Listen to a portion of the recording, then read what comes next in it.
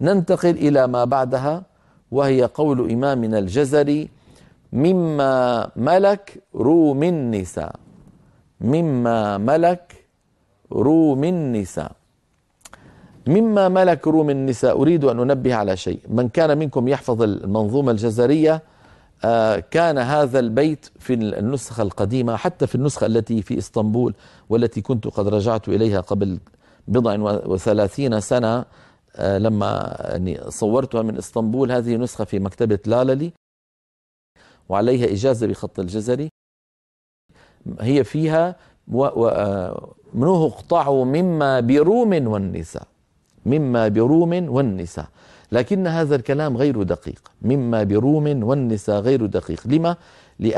لأن مما في سورة النساء جاءت في 14 موضعا، وجاءت في سورة الروم في موضعين، فلما المقطوع في سورة النساء موضع واحد فقط من 14، و13 موضعا موصولة. سنتابع في هذا الموضوع بعد الفاصل، فانتظرونا بارك الله فيكم.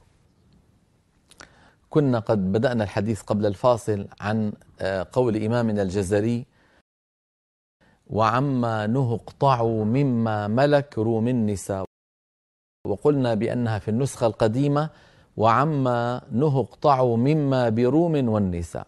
فلما نقول مما بروم والنساء يعني أن مما في سورة الروم ومما في سورة النساء مقطوعة. هذا الكلام ليس صحيحا. لما؟ لأن مما في سورة النساء جاءت في 14 موضعا، واحد منها فقط هو المقطوع، وهو قوله تعالى: فمما ملكت أيمانكم.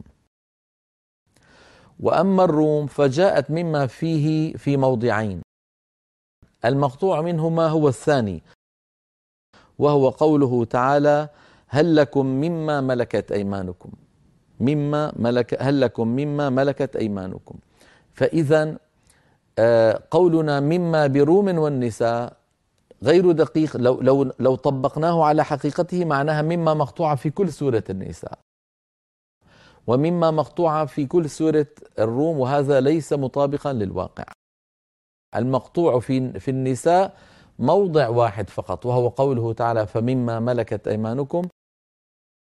والمقطوع في سورة الروم موضع واحد فقط، وهو قوله تعالى: هل لكم مما ملكت أيمانكم. فالشيخ عبد الدائم الأزهري رحمه الله، الشيخ عبد الدائم الأزهري أحد تلاميذ ابن الجزري وأحد شراح المنظومة الجزرية، قال رحمه الله في شرحه المسمى الطرازات المعلمة أو المعلمة، الطرازات المعلمة في شرح المقدمة، قال رحمه الله: قوله مما بروم والنساء هي النسخة التي قرأناها على الناظم، وأصلح في المجلس، وقرأناها عليه أيضا مما ملك روم النساء. وقرأناها عليه أيضا أي على الناظم. فإمامنا الجزري في أول الأمر قال مما بروم والنساء، وانتشرت هذه النسخة عنه، من جملتها النسخة التي موجودة في مكتبة لاللي في إسطنبول، والتي كنت قد حققت المنظومة الجزرية عليها من تقريبا شيء 24-25 سنة.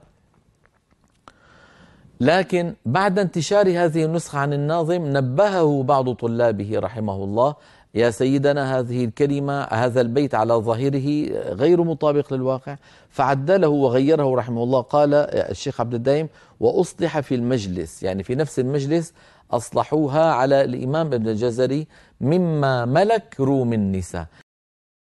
لماذا مما ملك؟ يعني قيد مما بمجيء كلمة ملكات، ملك بعدها يعني ملكت في هاتين السورتين الروم والنساء، مما ملك روم النساء. ففي سورة الروم وفي سورة النساء مما التي بعدها كلمة ملك إشارة إلى قوله تعالى: ملكت. هذان الموضعان مقطوعان، وما عداهما فموصول. فانتبهوا إلى ذلك. ومن وقع منكم بين يديه نسخة من الجزري على الضبط القديم وعما نهوا اقطعوا مما بروم والنساء فليعدلها وليجعلها مما ملك روم النساء.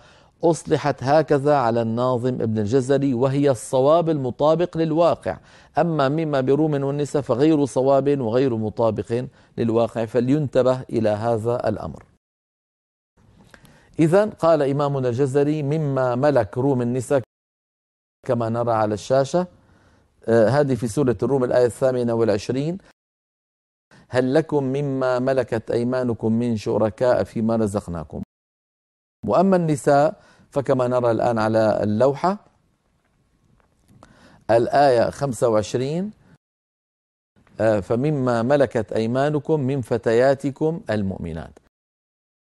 أيضا مما كتبت مقطوعة في الآية 25 من سورة النساء. إذن هنا فقط مما مقطوعة في هذين الموضعين. ننتقل إلى قول الجزري رحمه الله: خلف المنافقين، يعني مما في سورة المنافقين اختلفت فيها المصاحف التي أرسلها سيدنا عثمان إلى الأمصار، ففي بعضها مقطوع وفي بعضها موصول، والعمل على القطع الذي عليه العلماء أنهم عملوا على قطع هذا الموضع، وهو قوله تعالى في الآية 10 من سورة المنافقين: وأنفقوا مما رزقناكم.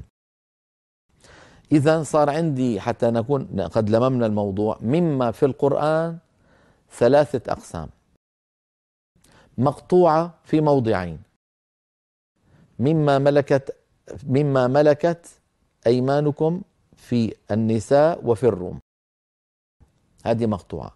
وفي سورة المنافقين اختلفت فيها المصاحف والعمل على القطع، وهو قوله تعالى: وأنفقوا مما رزقناكم.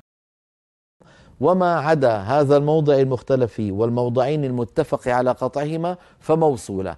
أينما فتحت القرآن الكريم تجد مما كتبت على نية الإدغام كلمة واحدة، أصلها من ما، كلمتان بنون مظهرة، من يعني مظهرة في الخط قصدي، لكن في النطق لا بد من الإدغام.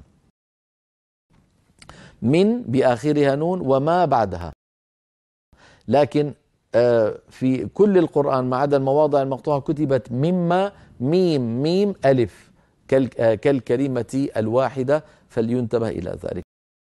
ماذا يفيدنا هذا الموضوع؟ يفيدنا من حيث كما ذكرت الوقف الاضطراري أو الاختباري فقط.